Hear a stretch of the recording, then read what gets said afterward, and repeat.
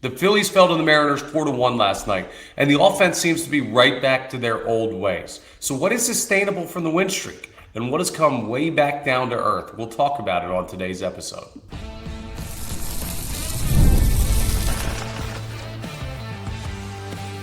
You are Locked On Phillies, your daily Philadelphia Phillies podcast. Part of the Locked On Podcast Network, your team every day.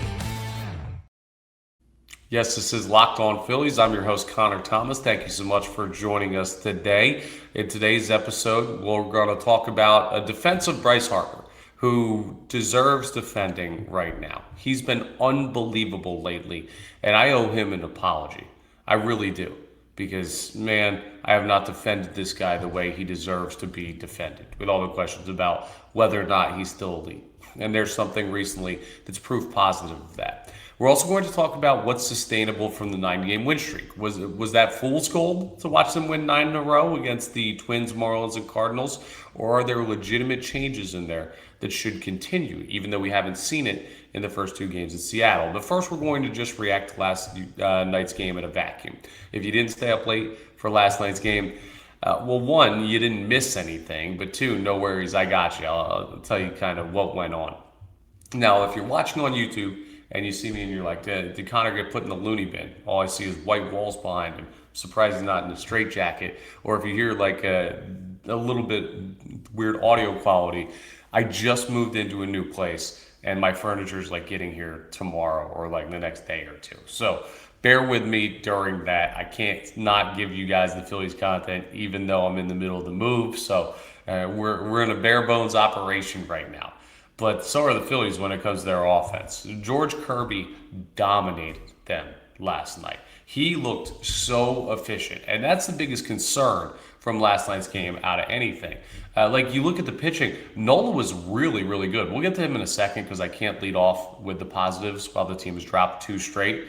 But the problem with the offense is, let me just go down here. Kyle Schwarber, 2 strikeouts. Trey Turner, strikeout. Harper, strikeout.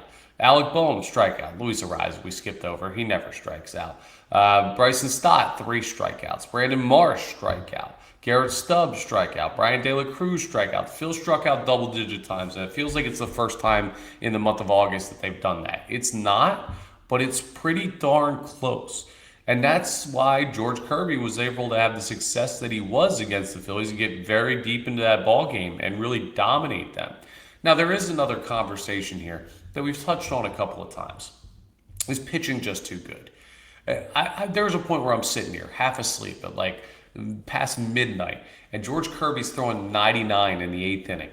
I'm like, where are they growing these guys in Major League Baseball these days? Now, the Phillies have a couple of those guys too, and Wheeler and Sanchez and Luzardo.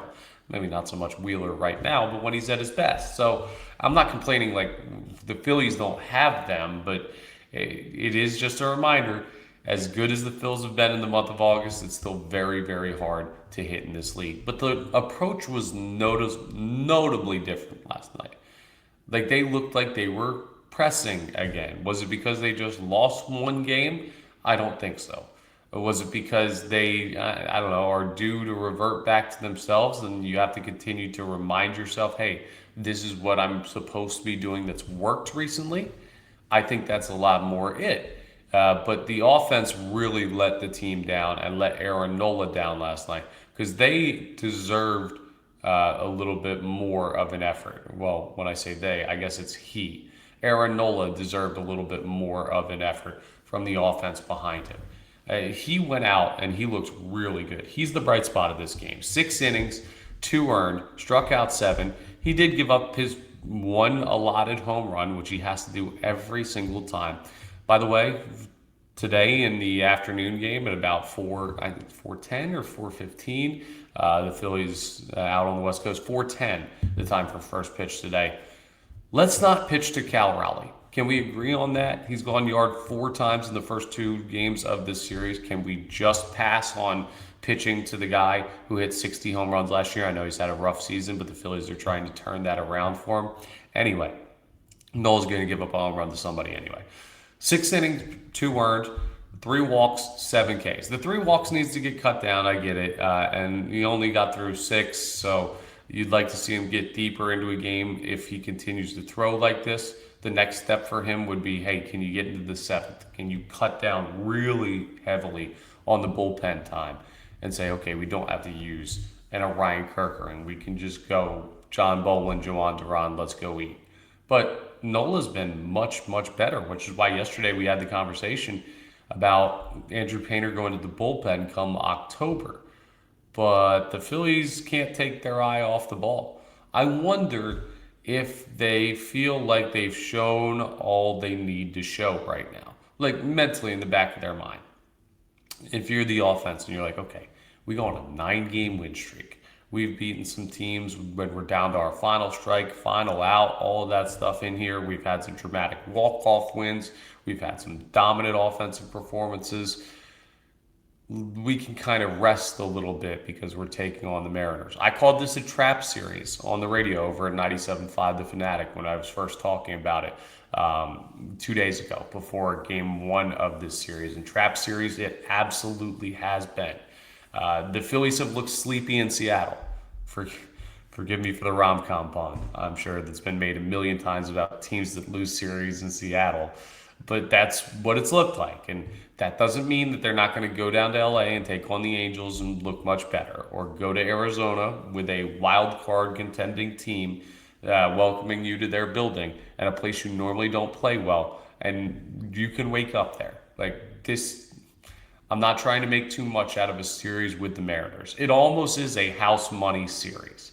You win 9 straight, you take a long West Coast trip, you go to Seattle, and it's like, okay, kind of whatever happens, I guess. But that's not how we should view this, considering, again, they have a really tough schedule at the end of this regular season. September's brutal for them, especially the back half of the September schedule, because you cannot afford to head into that stretch at the end of the year, 6 games, Tampa, Milwaukee, or is it Milwaukee, then Tampa, where you have something that you really got to play for and hope that those teams just are resting guys. Those teams are very focused on regular season success. You know why? Because they haven't had any postseason success. So their championship is, hey, can we win the most games in the regular season? Both of those, the Rays and the Brewers. I know I'm getting ahead of myself, but I'm just saying, like, giving up a game here or there may not feel big because you won 9 straight, but you look around at the standings and where everybody's at, and we'll just take a quick peek here after the Phils lose 4-1 last night. Again, uninspired baseball. Divisionally, they're 4.5 games back now. They can get within striking distance. They just can't strike, which is kind of weird. They're 2 games up on San Diego, who are 1 game up on Arizona for the final wild card spot. That's a series worth of baseball. You're about to play that Diamondbacks team.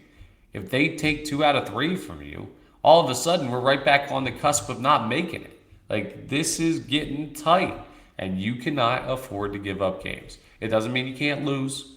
They're going to lose baseball games. It doesn't mean you have to win 9 out of 10. They're going to have stretches where they don't do that. But you're going to be in a situation where, excuse me, on top of the move, I'm also fighting off a cold right now.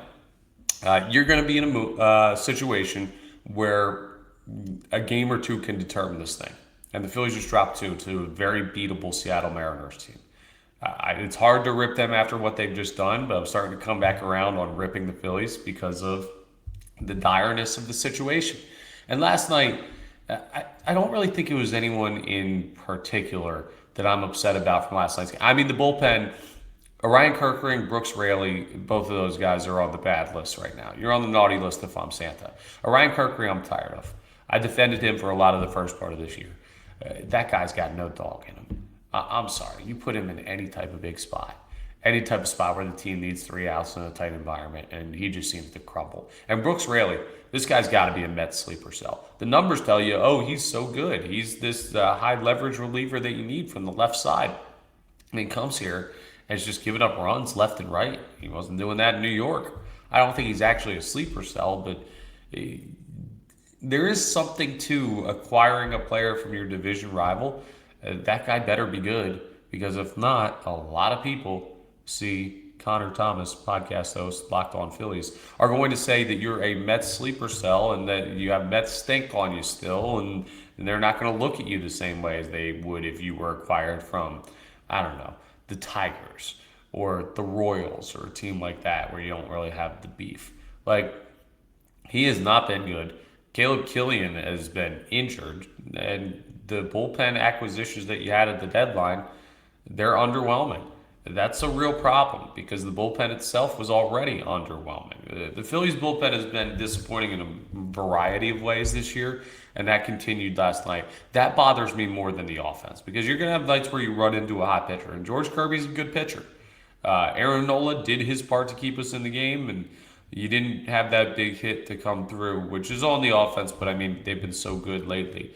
The bullpen is just in a situation where I look at them and I say, okay, we got to figure something out here because we have to survive. But in the playoffs, there's two of you guys that I trust.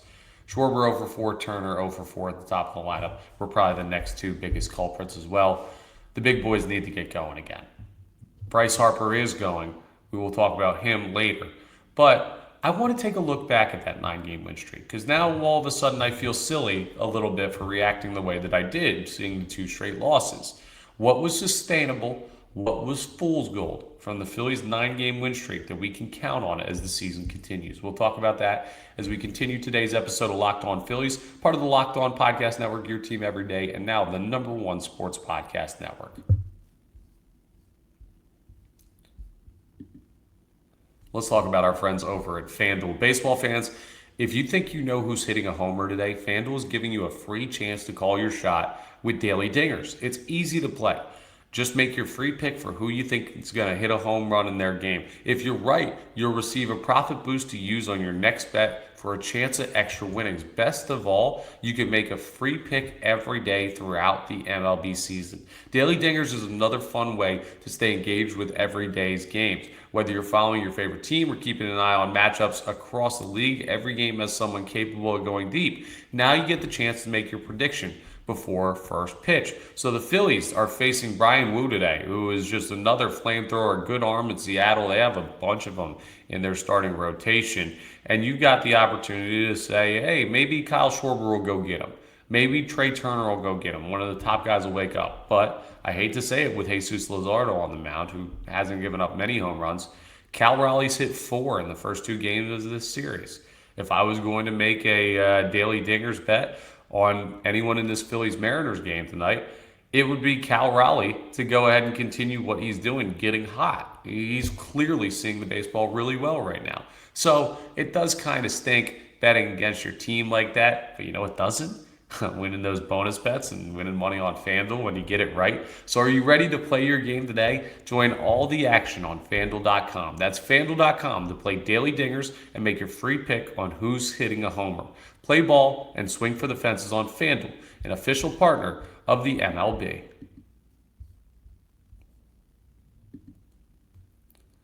A little bit of a theory conversation that we're going to have here on what is sustainable and what is not from the 9-game winning streak. So I'll start with the biggest things that pop out to me. Sustainable. The approach at the plate is absolutely sustainable. It has to be. You have to believe it is. Now, I got burned last time on this. If you haven't been a long-time listener of Locked On Phillies, or maybe you don't listen religiously, I'd appreciate it if you did. We'd have great stuff every day, but I understand life's busy. There was a meeting at the end of July that we found out about in like early August, or like the second week of August, where Don Mattingly and the hitting coaches basically sat the players down. They had a long conversation. Players talked, hitting coach talked, manager talked, and they're like, hey, we need to have an approach at the plate. We need to not swing at pitches that get us out. We need to take those. It's like, okay, yeah, did you just read the rule book of baseball? Like, why did this take you so long? I can't believe it, because for years I was defending Rob Thompson, the players. I defended Don Mattingly this year at points where it's just like, what do you guys think? Like, as fans of this team, do you seriously think they go in and they don't have an approach?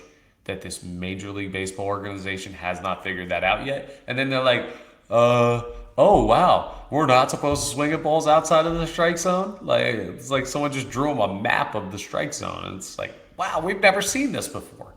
And that makes me look dumb for defending them the way that I did. Maybe they aren't as smart as I've given them credit for, but damn it if they didn't go on a hot streak there with 9 straight wins. And that shows me that they have the ability to figure it out.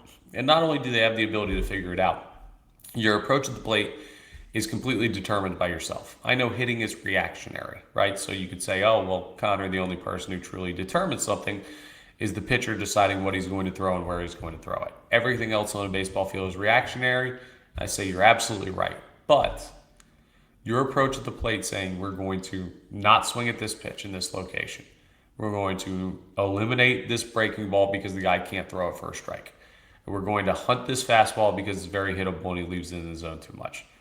Like, that's something that you can stick to. There's no reason for that not to be sustainable because that's just on your preparation before the game and your willingness to stick to the plan, which they've shown me over the 9-game winning streak that they're able to do. Now, can they do it for a month and win in October in the postseason? I don't know how long it's sustainable for, but logic would tell you something that is between your two ears would be sustainable. So I believe that can be the case. Something I don't believe is sustainable, which might sound counter to what I just said, is the OPS. The OPS for the Phillies this month it's OBP, on base percentage. It's higher than any month since July 2007. We've mentioned that stat before. Like, they've been unbelievable at the plate. But at the time where that stat first circulated around social media and articles being written about the team, my argument was if I see something that's happening for the first time in 20 years, pretty much, 19 to 20 years, I'm not going to look at that as something that's going to be continued next month, right? When you see Halley's Comet, you don't think, oh, I can't wait to see that tomorrow night. It's once in a while for a reason. You see a blue moon, you're not like, oh, wow, is the moon blue forever now? It's like, no, there's a certain part of it where you see a rare occurrence, and you're like, chances are I'm probably not going to see that for a while. We all have that take, right? You see something wild, and you're like, man, you'll never see anything like that again. That's a common sports type of phrase to talk about when someone does something special. Now, there are weird things. This is just in my mind because you're playing the Seattle Mariners, but Pete Crow Armstrong hit a leadoff home run and a walk-off home run in the same game a couple weeks ago, and it was the first time since 1957 that it's happened. And then Randy Arozarena, who the Phillies are facing right now, of the Seattle Mariners, did it a week later against the Cubs.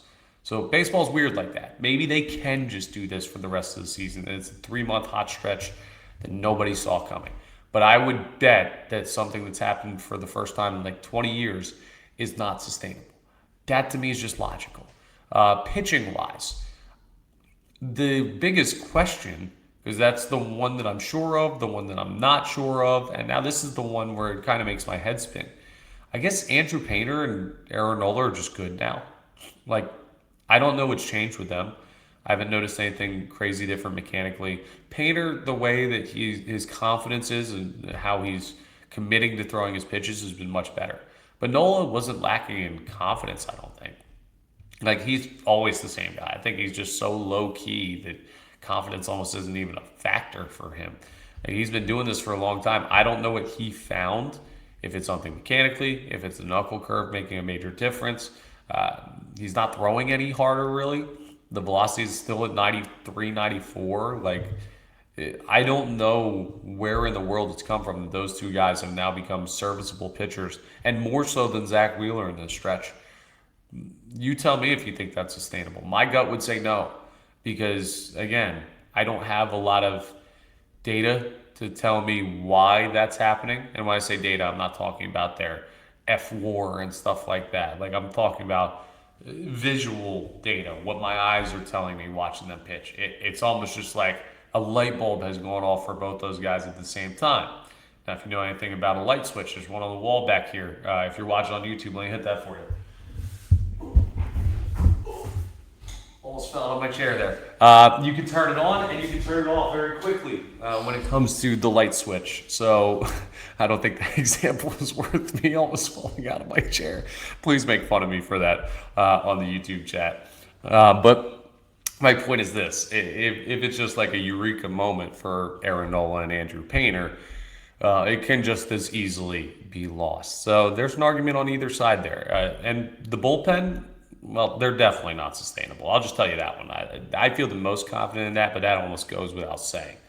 Like the bullpen is not sustainable with the way that they were throwing during the 9-game win streak. They weren't even that good, but like there are two guys in that bullpen who can throw. It's John Bolin, it's Juan Duran. The rest, pray.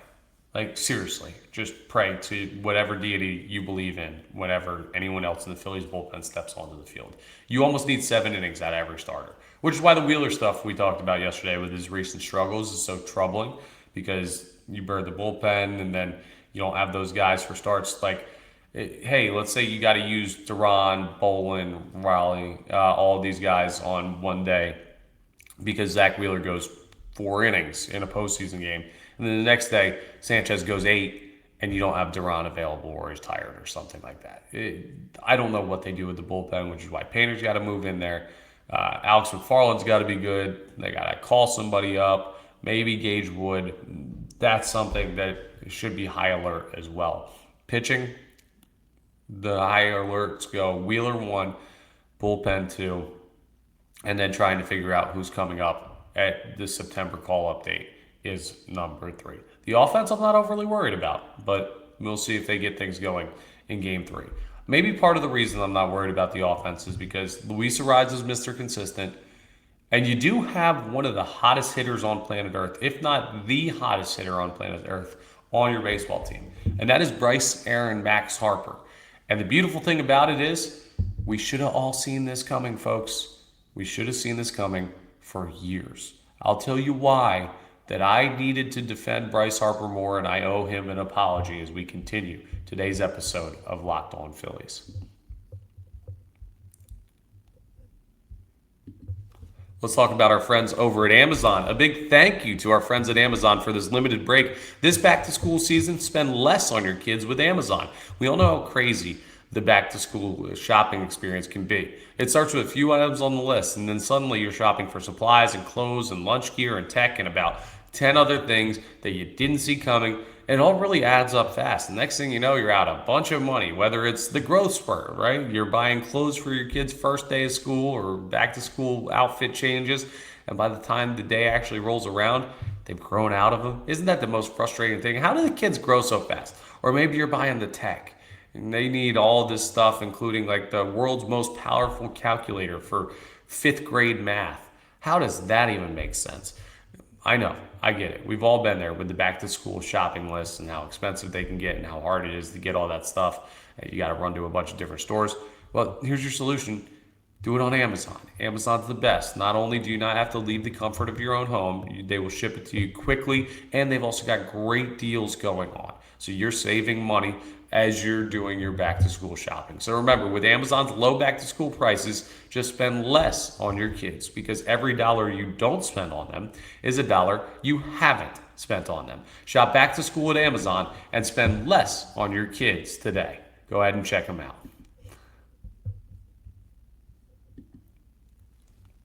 Let's talk about my guy, Bryce Harper, a little bit. This is just more of a personal rant here that I need to go on, but I need people out there to listen to me. Like, I need you to understand this, because I know that there are a lot of people in this fan base who love Bryce Harper. And what I learned this past offseason with the elite, not elite, holy war between him and Dave Dombrowski is that there are a lot of people that don't like Bryce Harper. And part of me gets it, right? He's Bryce Harper. He's a superstar baseball player. He's polarizing. He's always going to be.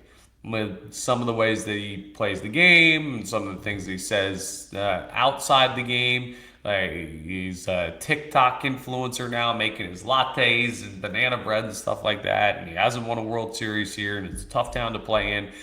there's always going to be criticism of Bryce Harper. He goes on the road, every organization, his fan bases call him overrated. He comes back home, and if he doesn't hit 400, well, people here will call Sports Talk Radio, and they'll talk to me in the midday slot here on 97.5 The Fanatic, and it'll be like, yeah, this dude, oh, he's getting paid way too much. He's a bum. Dave Dombrowski was right. He's not elite.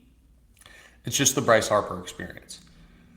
But there have been points where I've been like, okay, I don't think he's a bum. I don't think he's a loser. I think he's a lock Hall of Famer. He's a two-time National League MVP, right? I never strayed off of that with Bryce Harper. I never will. I have previously said he is the most talented baseball player I've ever seen put on a Philadelphia Phillies uniform, and I stand by that take. Now remember, if anyone's going to give me Michael Jack Schmidt or Steve Carlton or anyone way back when, I'm 31. I was born in 94, so you account for my lifetime when I say that. I don't need people losing their minds at me.